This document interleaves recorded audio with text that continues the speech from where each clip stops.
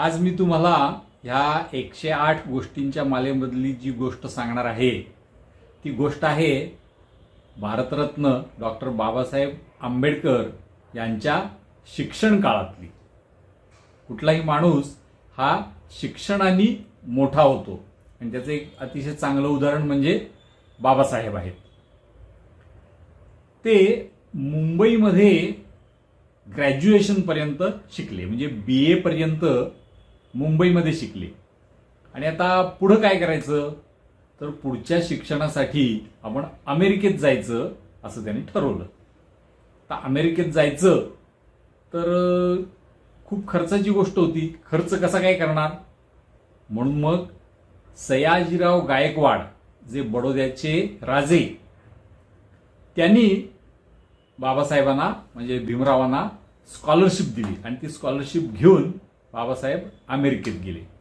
तर स्कॉलरशिपमध्ये सगळा खर्च भागवायचा होता। स्कॉलरशिप व्यतिरिक्त कुठलेही पैसे मिळतील खर्चाला अशी शक्यता नव्हती। त्यामुळे मग त्यांनी खाण्यावरचा खर्च कमी केला आणि अधिकाधिक पुस्तकं खरेदी केली। रोज जवळजवळ 18 तास त्यांनी अभ्यास केला। विचार करा आपण किती अभ्यास करतो आणि बाबासाहेब किती अभ्यास करत होते। जवळजवळ 18 तास रोज अभ्यास करून त्यांनी पहिल्यांदा MA पूर्ण केलं। तो विषय काय होता त्यांचा, प्राचीन भारतातील व्यापार। बघा म्हणजे त्यांचे सर्व विषय हे भारताशीच संबंधित होते, भारत देशाशी संबंधित होते। त्यातून त्यांनी MA पूर्ण केलं आणि मग PhDचा प्रबंध देखील त्यांनी सादर केला। त्याचा विषय काय होता, भारताच्या राष्ट्रीय नफ्याचा वाटा।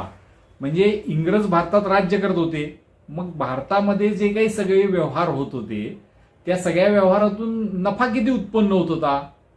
जेव्हा राज्य हे कल्याणकारी असतं तेव्हा ते तोट्यामध्ये असतं आणि ब्रिटिशांच्यासारखं राज्य जे असतं ते तोट्यात नसतं, कधी ते नफ्यात असतं। कारण त्यांना ह्या देशावर राज्य करायचं असतं आणि नफा घेऊन इंग्लंडला जायचा असतो।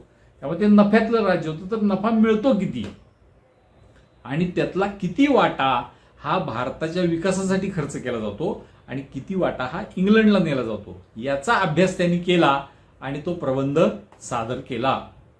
आणि असा विषय घेतल्यामुळे त्यांना थोडा त्रास देखील झाला, कारण कुठल्याला असं आवडतं की युरोपियन राष्ट्र भारताची पिळवणूक करतायत हे सिद्ध करणारा प्रबंध कुणाला आवडेल।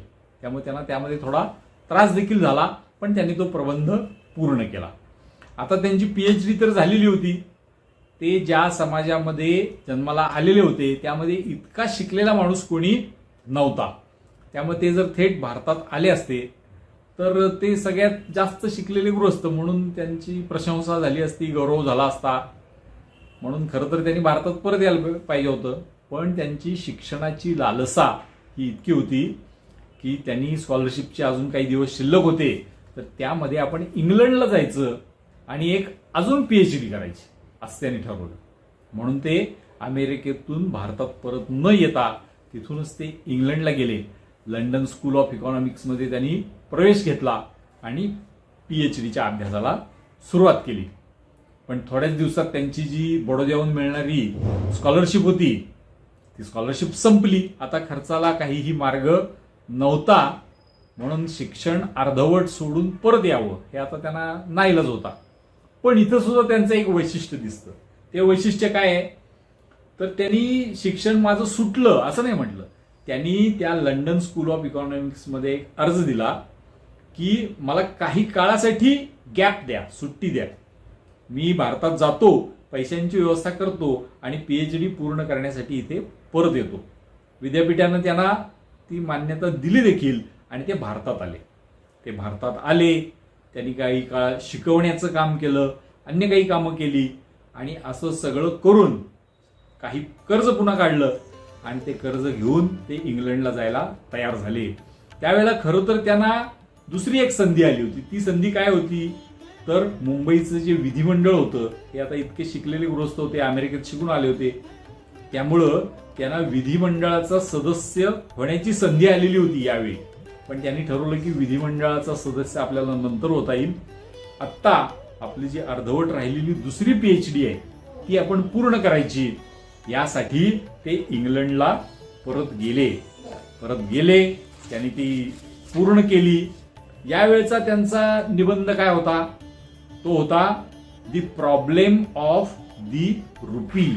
दी प्रॉब्लेम ऑफ दी रुपी म्हणजे भारताच्या रुपयाचं काय होतंय, पाऊंड आणि भारताचा रुपया यांचा विनिमय दर काय आहे, तो भारतावर कसा अन्याय करणारा आहे हे सांगणारा प्रबंध त्यांनी सादर केला. म्हणजे इंग्लंडमध्ये जाऊन इंग्रज आपल्यावर कसा अन्याय करतायत, आपल्या रुपयाची किंमत कशी कृत्रिमरित्या कमी ठेवतायत हे त्यांनी सिद्ध केलं आणि ते नंतर पुस्तक रूपाने प्रकाशित झालं. याला म्हणतात ज्ञान लालसा. ज्ञान मिळवण्याची पराकाष्ठा करायची, जितकं शक्य आहे तितकं अधिकाधिक ज्ञान शिक्षण घ्यायचं, हा आदर्श बाबासाहेबांनी आपल्या समोर ठेवलेला आहे. त्यामुळे आपण आता एकदा त्यांचा जय जयकार करू. आणि माझी तुम्हाला विनंती आहे की ह्या ज्या कथा आहेत 108 गोष्टींच्या मालेमधल्या, त्या सर्वांपर्यंत पोहोचण्यासाठी तुम्ही याला लाईक करा, शेअर करा, काही ना काही कॉमेंट करा, मला काही सूचना द्या. त्यामुळे ही गोष्ट अधिकाधिक लोकांपर्यंत, अधिकाधिक मुलांपर्यंत पोहोचेल. भारतरत्न डॉक्टर बाबासाहेब आंबेडकरांचा विजय असो. भारत माता की जय.